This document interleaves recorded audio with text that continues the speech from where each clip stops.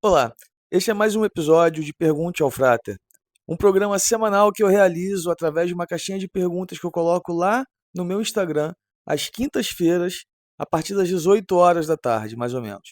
O programa vai ao ar sempre às quartas-feiras, às 19 horas, aqui no YouTube. Vamos lá? Vamos, Frater, preparado? Não, nunca topa. 22 perguntinhas para Nossa, você encarar aí. pô, que legal, vamos lá. Então, como lidar com as contradições de Crowley que ao mesmo tempo encoraja o praticante, como em Liberdade, e em outras vezes rechaça o que classifica como baixo mas Pô, o Crowley é uma figura muito complicada, tá? De verdade. Eu não sou fã da obra completa do Crowley, tá? Tem muita coisa que ele escreve e assina como Crowley, tem muita coisa que ele escreve e assina como profeta.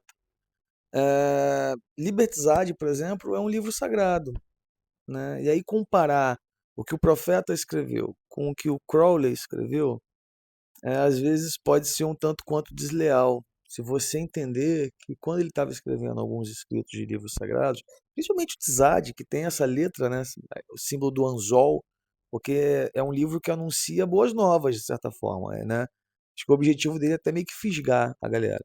Então, não faça essa comparação, tá? Não leve o Crowley como referência de nada. Pelo contrário, ele é um parâmetro interessante, como eu já falei outras vezes, para você saber que ele, com todos os defeitos que ele possuía, foi capaz de realizar essa tarefa. Então é bem provável que você também consiga. pode falar um pouco sobre linhagens consideradas espúrias? Posso, elas não existem. Simples assim, tá? Não existe uma linhagem que pode ser considerada da AA e que não seja oficial, que não tenha a sua origem, por exemplo, no Aleister Crowley de alguma forma, entendeu? Existe uma série de pressupostos para que a linhagem seja considerada oficial. Como referência a isso, eu sempre recomendo o trabalho do Alan Wilms, uma palestra que eu vou deixar aqui um card, A A está morta, a vida longa A. E lá você vai entender o que é uma linhagem, mas assim, linhagem espúria simplesmente não existe na A, tá? Se alguém vier com esse papo para você, tá mentindo. Os resultados são inevitáveis quando a prática é correta ou não pode produzir resultados? Prática bem realizada, de forma diligente, vai trazer resultados, cara. Da mesma forma como se você for para academia e realizar as práticas de exercício físico de forma correta, se alimentar de forma correta, você vai ter resultados. Na prática espiritual ou prática mística, meditativa, por exemplo, você vai ter resultados, tá? Pode demorar mais, pode demorar menos, isso aí vai depender de você, da sua natureza, do quanto você se empenha no trabalho e da sua capacidade de perceber os resultados também, tá bom? Existe uma grande expectativa sobre o que é um resultado em termos de prática. Então, tudo demanda também um ajuste disso. É igual, por exemplo, a pessoa que vai para a academia e acha que vai se tornar um fisiculturista em 3 meses. Não vai. Não vai acontecer isso. Tá? Com a prática mística é a mesma coisa. Para ex-cristãos, melhor a filosofia Rosa Cruz ou Telemann? Cara, para ser bem sincero, eu teria que conhecer a fundo a filosofia Rosa Cruz para poder dar uma resposta honesta para você. Mas assim, Telema também não é uma religião, ou uma doutrina, ou uma filosofia, como você quiser chamar, que seja avessa ou oposta ao cristianismo. Tá? Tem muita gente que acha que só porque você é telemita você tem que ter ojeriza ao cristão, porque o Crowley tinha. Não tem nada a ver. Tá? O Crowley era um indivíduo com as dificuldades dele, com os defeitos dele, que não são os mesmos meus, e eu não vou me guiar por aquela imagem. Entendeu? Então, se ele tinha os complexos dele, os problemas dele, o problema é dele. Eu, por exemplo, sou cristão de berço. Tenho uma boa relação hoje em dia com o meu cristianismo de berço. Entendo que foi necessário ser cristão para chegar onde eu estou hoje. E é isso. Legal. Não vejo, como eu falei, Telema como uma religião que seja uma fuga do cristianismo, por exemplo. Ah, não sou mais cristão, vou procurar. Não. nada disso, tá? E não saberia te responder isso porque não conheço a fundo a filosofia rosacruciana. Pode comentar sobre a troca dos caminhos da carta Imperador e Estrela na Árvore da Vida? Então, o que ocorre, galera, não é a troca do caminho da árvore da vida. A gente tem que entender isso. O que ocorre é a troca da atribuição da letra para a carta. E aí ocorrem as consequências necessárias relacionadas a isso, tá? Então não nasce, eu não vejo esse surgimento vindo da cabala como consequência. É o contrário. A consequência que cai na cabala. Mas por que houve essa troca, né? O Crowley achava que, por conta de escritos relacionados ao Eliphas Levi e tal, que haveria ali uma troca proposital, né? Um encobrimento mágico proposital. E isso era uma das possibilidades. Tá? E aí no livro da lei, lá é dito, né? Tizad não é estrela, o meu profeta ensinará sobre isso e tal. E o que acontece? A consequência disso é que o imperador se torna Tizad. E a estrela recebe a letra Ré, né? No hebraico. O Ré, no hebraico, é a ideia do ventre fecundado, é a partícula feminina fecunda, né? Seria o Dalet fecundado pelo Yod. Essa imagem do ventre fecundo para a carta da estrela, para mim, é muito significativa. Porque aonde é que surge as estrelas? Justamente no ventre de Nossa Senhora no It, não é isso? Então eu acho que essa atribuição faz mais sentido dado o contexto telêmico. Mesmo no hemisfério sul, é correto fazer o hash com escrito ou Kefra deve ir para meio-dia e a Hathor à meia-noite? Não faça isso, irmãozinho, pelo amor de Deus. Vamos lá, vamos entender o que é o hash, antes de qualquer coisa. O hash é uma adoração solar. Quando você adora o Sol, você adora no seu referencial. Quais são os deuses que compõem o hash? Ra, Ahator, Tum, Kefra. Ahator é o sol do meio-dia. Seria a Vênus solar, né? A Vênus egípcia, vamos dizer assim. Né? É o máximo do esplendor do sol.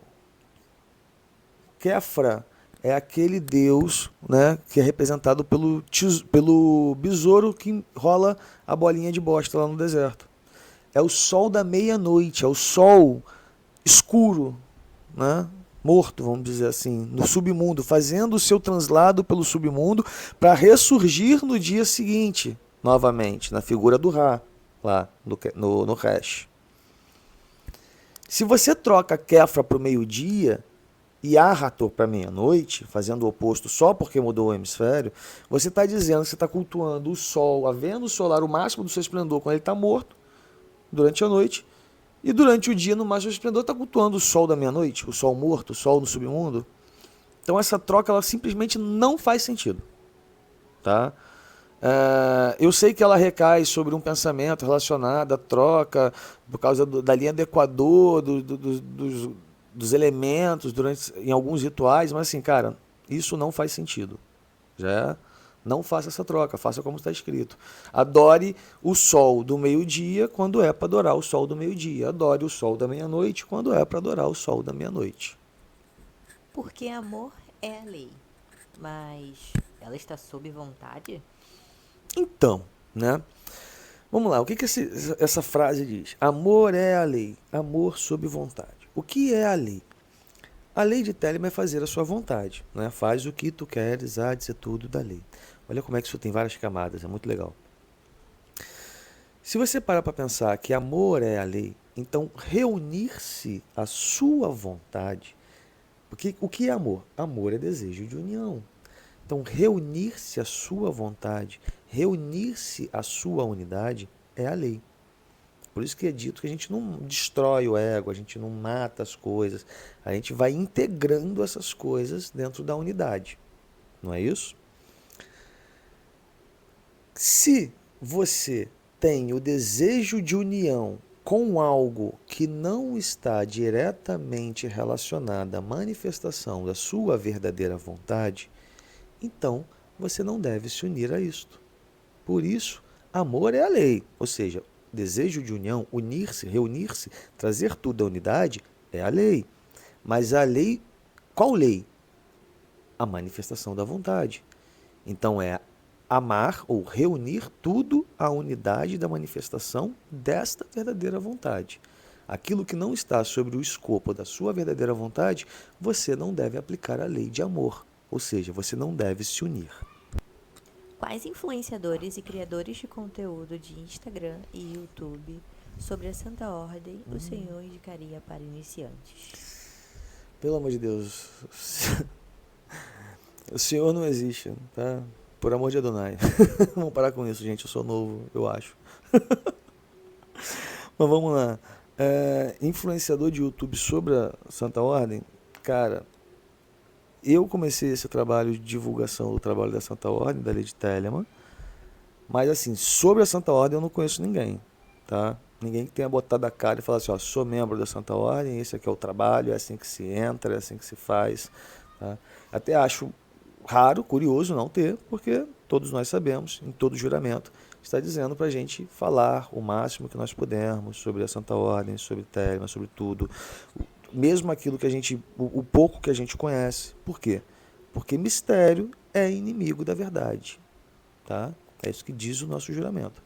Então tem muito pouca gente, e eu não saberia te dizer, tá, com propriedade quem. Agora, existem alguns canais que são canais telêmicos, que eu conheço, de pessoas que são telemitas, né, que desempenham um trabalho sério. Um deles é o YBR 212, onde eu tenho o Papo Besta com o Pedro Lemes, que é um irmão, e o outro é o Sirius Terapia 93, que é um irmão que tem um trabalho muito bom com a parte histórica de Telemann e que vale muito a pena vocês conferirem, tá? De verdade. É possível mesclar a consagração de ayahuasca com trabalhos de grau da Santa Ordem ou com práticas da Santa Ordem? Cara, não, assim, não vou entrar nessa seara. Primeiro porque eu não tenho prática com ayahuasca. Não utilizo, nunca utilizei. Segundo que eu não conheço nenhuma tarefa de grau da Santa Ordem onde esteja especificado que você tenha que fazer uso de uma substância teogênea ou de ayahuasca, porque nasceu numa cultura, num contexto brasileiro, Crowley não teve acesso a isso, etc. Não me lembro também de nenhuma tarefa de grau, né, que esteja relacionada ao uso específico de enteogênios, de enteógenos, né, de psicotrópicos, de etc. Dito isso, você, dentro da sua prática, é livre para fazer o que você quiser, como forma de explorar a sua consciência, tá? Agora é você e a sua prática. Como você vai integrar isso, a sua prática espiritual, ao trabalho da Santa Ordem, é uma coisa que só você ou o praticante desse tipo de prática vai poder falar. Eu até recomendo que procure alguém que faça o uso, né, e que tenha um trabalho com a Santa Ordem, e essa pessoa com certeza vai poder te responder com mais propriedade. Eu não saberia te responder, para ser sincero. Frater, o I Ching é uma ferramenta de estudos? Com certeza. O I Ching, assim como o Tarô, para muito além só dos desenhos que estão ali, das imagens e do uso oracular daquilo, existe toda uma ferramenta de análise, de estudo, porque se é um oráculo, ele assim funciona porque de alguma forma ele consegue descrever o universo ou as possibilidades de coisas que podem acontecer, né? Para você ler o futuro, você tem que ter símbolos que representem isso. Se representa isso, representa o universo. Então é um mapa, de certa forma, do universo em sua manifestação. Com certeza, ele é uma ferramenta de estudo e deve ser aplicado dessa forma muito além apenas da prática oracular. A própria meditação nos símbolos, né, a concentração no símbolo do Xing, vai, assim como também a concentração só no diagrama da Cabala, por exemplo, vai te trazer insights que só são percebidos através desse tipo de prática. Frater, fala um pouco de lã e da prática de meditar contemplando o desenho. 93. Então, galera, o lã. O problema do lã é o seguinte, é que o Crowley não deixou quase nada sobre isso, sabe? Ele vem de um processo lá do trabalho que ele fez, de um ritual, e aí ele teve uma série de visões, né, e tal, e se eu não me engano foi em Scrying, que ele fez os Scryings e tal, e aí vem a imagem do lã. A gente pode extrapolar, assim, lã, se eu não me engano, no sânscrito significa caminho, tem alguma coisa assim e tal. Mas não existe uma literatura pesada do Crowley sobre o lã. Quem explora o lã é o Kenneth Graham. E assim, aí é coisa do Kenneth Graham, né? É, sobre a prática de meditar na imagem de lã, eu não saberia te dizer. Porque eu nunca realizei essa prática, não realizo essa prática.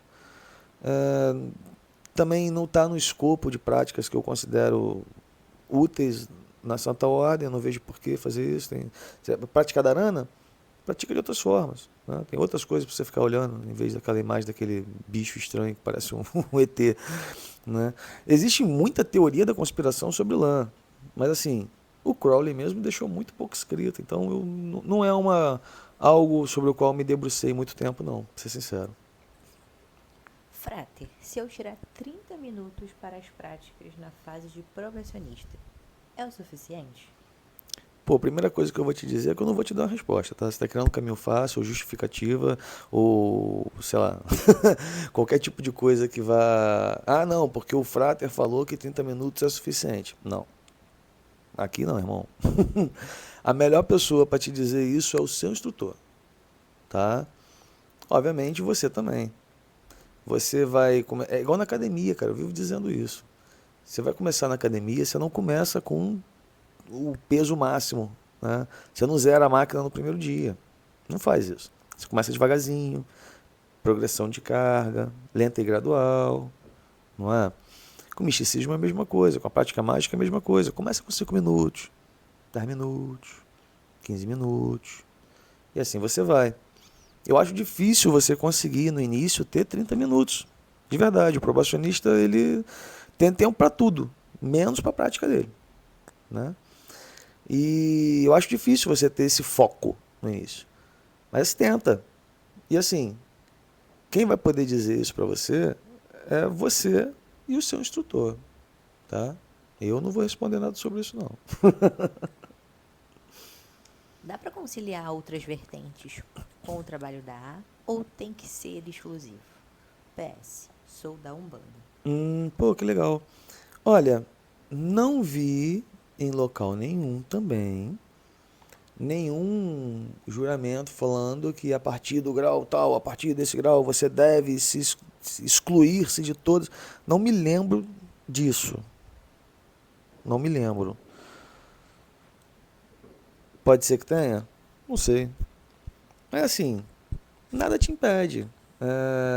O Frater Thor, se eu não me engano, o Euclides, ele tem todo um trabalho de significação com Iemanjá, com entidades de origem de matriz africana. Então eu não vejo por que não conciliar. Agora, isso quem vai conseguir falar para você da melhor forma é você mesmo. É você que, começando a fazer o seu trabalho dentro da Santa Ordem, vai ter as suas percepções sobre o tema e aí vai conseguir falar, pô, é possível sim, não tem nada a ver. Pô, não é possível. O que eu posso falar sobre mim? E aí eu vou falar sobre mim e a minha experiência pessoal. Eu não tenho tempo para mais nada que não seja o trabalho da Santa Ordem. Quando eu falo nisso, quer dizer assim, todo o tempo que eu tenho, eu dedico trabalho, lazer, alimentação, atividade física, mas eu faço isso para sustentar o meu trabalho dentro da Santa Ordem. Todo o tempo que sobra, eu dedico ao trabalho da Santa Ordem. Então eu costumo dizer que eu sou até monotemático. Você para falar comigo, eu só falo de magia. É 70% do meu tempo eu falo de magia, 30% do tempo eu espero que alguém fale de magia para eu continuar falando sobre magia. É isso. Poderia falar mais sobre o processo de travessia do abismo na A? Não, não realizei essa tarefa. Não, falando sério. Cara, é algo que está muito longe ainda daquilo que eu, enquanto indivíduo, enquanto iniciado, enquanto o que for, estou contemplando. Tá? É um processo muito avançado de, de iniciação mágica que aparentemente contempla a morte do indivíduo como ser humano, a morte do ego, para o nascimento de uma divindade encarnada nesse corpo, que é o tal do mestre do templo. Agora, qualquer coisa que eu falar além disso, e inclusive isso, já são concepções totalmente pessoais e poluídas sobre uma lupa de experiência que ainda não experienciou de fato o fenômeno. Então fica difícil, de verdade. Como o humor pode afetar a prática diária? Pô, diversas formas, né? Os humores, né? A água, o elemento água, as emoções, elas são algo muito mais difícil de lidar do que a racionalização. O discurso racional do ar, você às vezes com o pensamento A mais B, 2 mais 2 é igual a 4, você se convence. Né? Tem até uma palestra da professora Lúcia Helena Galvão, em que ela fala que é fácil você deter o pensamento. Mas depois que a água toma conta, depois que a sensação, a emoção toma conta, é muito difícil você se desvencilhar daquilo. Então, as emoções, elas afetam diretamente até mesmo o seu dia a dia, a sua saúde. Né? Quantas pessoas estão doentes emocionalmente, somatizando doenças reais? Então, os humores, eles afetam tudo. Tá? A releitura do seu diário mágico é importante para compreender seu processo do caminho? Pô, Muito, super. com certeza. É importante até para te lembrar se você fechou a porta, se você trancou a porta. Pô, sabe, tipo assim, cara, a galera acha que diário mágico é uma prática acessória. Eu tenho uma crítica muito grande a isso. Eu vou escrever o diário mágico porque eu fiz uma parada.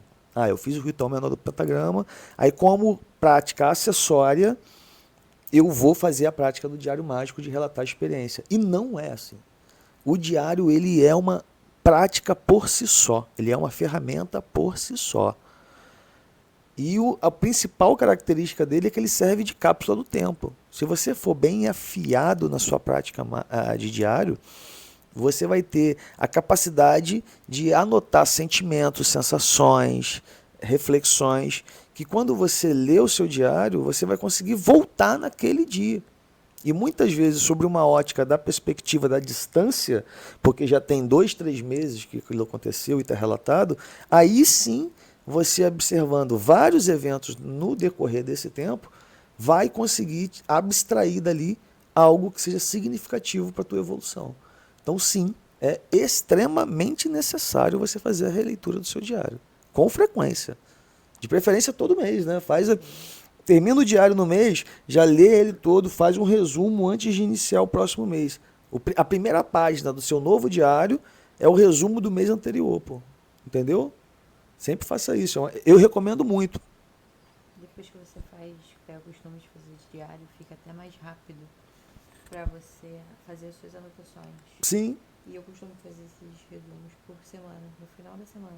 Ah, que legal. É bem dinâmico, bem interessante. Você tem uma visão mais no micro, né? Você consegue mais microgerenciar. Interessante. Faz sentido um telemita ser monogâmico? Faz. Faz sentido o telemita fazer o que ele quiser. Tá bom?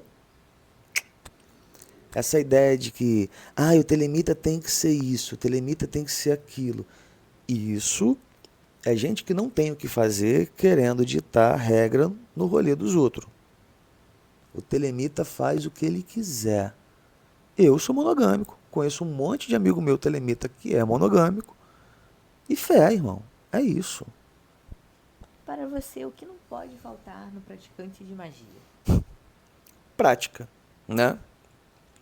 O que você mais vê hoje em dia é praticante de magia, né? A pessoa, ela sabe tudo, só não faz nada. E aí como é que você sabe disso? Porque você senta para falar sobre práticas, sobre resultados práticos com a pessoa e não tem. É só teoria, né? Então, o que eu mais vejo hoje em dia é mago de sofá. É a galera que não faz, só fala que faz. Então, o que não pode faltar no praticante de magia é prática. Prática diária, meditativa, transcendental, mística, ritualística, etc. Vocês do coletivo oculto pretendem ter uma biblioteca física no futuro? Companheiro, o coletivo oculto Vocês não entenderam ainda. pretende dominar o mundo. Vocês não entenderam ainda. Tô falando sério, galera. Se tudo der certo, o coletivo vai ter. Se tudo der certo, o coletivo vai ter uma biblioteca, uma sede, tudo. Nós temos planos para tudo, tá? E nós queremos dominar o mundo, pô. Eu tô falando sério, é vocês que não me levam a sério. De verdade. Eu já aprendi a levar você a sério, frater. Queria entender mais sobre o anjo guardião que tanto se fala. Pô, esse é um tema legal, né? Então, o Sagrado Anjo Guardião é uma experiência que ela foi mapeada antes da Santa Ordem. Ela aparece pela primeira vez nessa estrutura lá no livro de Abramelin, tá? Esse livro, esse texto, né, a Sagrada Magia de Abramelin, o Mago, traz uma estrutura que é muito semelhante a outras estruturas iniciáticas. Relaciona-se a uma prática constante dedicada à manifestação de uma entidade, de um guia místico superior. O Crowley utiliza esse nome, Sagrado Anjo Guardião, para definir essa experiência mística de entrar em contato com um ser, com um guia, com o que você quiser chamar, botar nesse nome aí, tá bom? Se isso é um fenômeno externo ou interno à manifestação do ser, também não faz diferença nesse momento. O que faz diferença é saber que existe algo que se manifesta dessa forma. Entendeu? O nome anjo, Sagrado Anjo Guardião, foi utilizado pelo Crowley por um capricho associado lá ao trabalho de Abramelin e tal, né? Mas assim, não é um anjo na figura cristã da coisa, tá? Algumas pessoas vão dizer que é o eu superior, que é você mesmo no futuro. Outros vão dizer que é uma entidade externa, que é um deus solar, né? Aí vai de cada um e de quem conseguiu realizar esse trabalho. Telema, Rosa Cruz, maçonaria, etc. Essas ordens se conectam? Não, que eu saiba não, tá? Eu não sou maçom, não sou Rosa Cruz. Sou telemita, membro da Astro Argento. Mas eu não saberia. Primeiro que eu não saberia te responder sobre a Rosa Cruz e a maçonaria. Eu tô falando aqui não, mas assim, cabeça, vozes da minha 2026. Já é? Existem muitos irmãos que são Rosa Cruz, que são membros maçons e conseguem conciliar as duas práticas, as duas vertentes. Mas assim, eu mesmo não saberia te responder sobre isso. Dogma, ritual e bom senso configuram um caminho seguro contra a vaidade? Não. O que mais tem por aí são os guardiões do bom senso munidos de um monte de dogma preconceituoso e rituais totalmente avessos à evolução espiritual. Tá? Eu acho que não... A vaidade, o dogma, ele pode ser muito bem um caminho para a vaidade. Inclusive o ritual também. É só você ver certas manifestações religiosas aonde o dogma suplanta em muito a religiosidade propriamente dita. As aparências são tão grandes quanto é vazio de espiritualidade aquele ritual, né? Então, a única coisa que eu acho que vai realmente te prevenir contra a vaidade é a observação constante, tá? A ritualística, a prática mística vai te ajudar. Agora, o dogma, principalmente doutrinário, ele pode servir muitas vezes como um reforço da vaidade, né? O que mais tem por aí é papagaio de Crowley. O cara sabe citar todos os escritos de cabo a rabo, mas não vive nada, né? Não tem vivência. Então, não. Meu caro Frater, por hoje é isso. É isso. Sim. Caramba!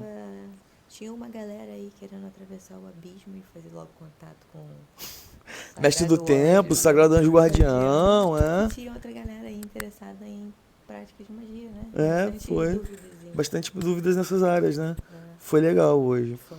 Pessoal, olha, agradeço muito a presença de todos. Espero que tenha respondido a todas as perguntas. Espero de verdade. De vez em quando eu esqueço uma outra. Se eu esqueci, já sabem o que fazer. Amanhã, quinta-feira, eu abro de novo a caixinha de perguntas lá no meu Instagram, @frater_L45, para todas as redes sociais, né? Não só para o Instagram, todas as redes sociais, é isso. Vão lá, tá? E mandem a sua pergunta. E semana que vem ela vai estar aqui sendo respondida por mim dentro do que eu consigo, né? O que eu não sei, eu falo não sei mesmo e fé.